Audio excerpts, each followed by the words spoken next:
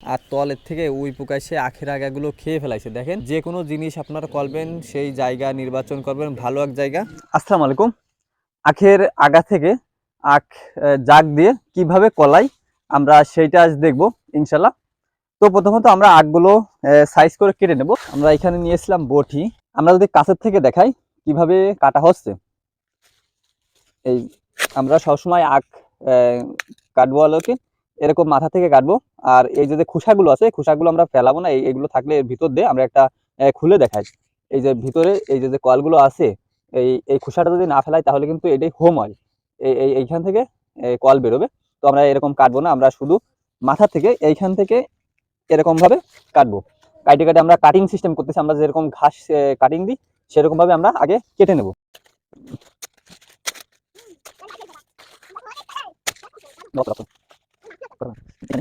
আমাদের আখের আগাগুলো কাটা হয়ে গেছে। এখন আমরা এইখানে জাগ দেব। কিভাবে জাগ দিতে হবে আমরা সেটা দেখব। আমরা এইখানে আমরা একটু কাছ থেকে দেখাই, এখানে আমরা নিয়েছিলাম লাঠি, মানে যে ছোট ছোট লাকড়ি আছে, মানে লাঠিগুলো আছে ওইগুলো নিয়েছিলাম আমরা। এখানে এটা ব্যবহার করার কারণ হচ্ছে যে আমরা শুধু যদি এই মাটিতে দিই তাহলে কিন্তু এই মাটিতে হাওয়া বাতাস যাবে না, এই মাটির ওই তলের কটা মানে এই উই পোক আছে মাটিতে এই তলের এইগুলো খেয়ে ফেলাবে। তার জন্য আমরা কিছু এখানে ছোট ছোট লাঠি ব্যবহার করছিলাম। আপনারা যখন দিবেন আপনারা এরকম করতে পারেন, তাহলে কিন্তু এইটা খুব ভালো কলাই সাজিয়ে দেবো।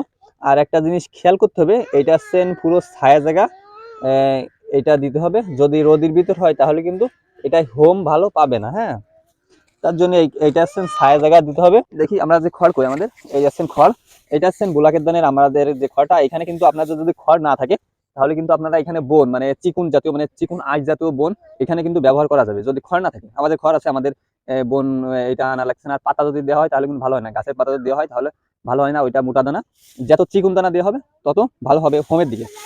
আমরা অল্প পরিসরে এটা করতেছি, আমাদের দেখাবো পরে আমরা কোথায় লাগাবো। আমাদের সবজি খেতে আমাদের গাছের ভিতর দিয়ে এই কয়টা লাগানো হবে ইনশাল্লাহ। তো আমরা এরকম এক পাত্তা দেবো।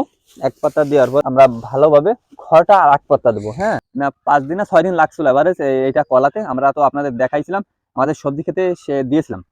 তো এইখানে আমরা আলাদাভাবে দিচ্ছি, আমরা পানি দিয়ে ভিজাবো। পানি দিয়ে আজকেরা মানে প্রথম দিচ্ছি তো আজকে একটু বেশি ভিজাতে হবে। আর প্রত্যেকদিন একবার করে ভিজালে হয়ে যাবে, এরকম ভাবে 3-4 দিন ভিজালে তারপরে এটা কলাই যাবে, তারপরে লাগানোর মতো উপযোগী হবে ইনশাল্লাহ। দীর্ঘ 11 দিন পর আমরা যে আখের আগাগুলো কলাতে দিয়েছিলাম সেইগুলো এখন দেখব যে কীরকম কলাইছে। হাই রে আল্লাহ রে আল্লাহ, সে মুরগিটি খড়গুলো এদিকে ওদিকে ছুটাই মুটাই ফেলাইছে, এলোমেলো করে ফেলাইছে। আর তলের থেকে উই পোকা সে আখের আগাগুলো খেয়ে ফেলাইছে। দেখেন কিভাবে খেয়ে ফেলাইছে, একটু মনে হচ্ছে মানসি কামড়াই কামড়াই খেয়েছে।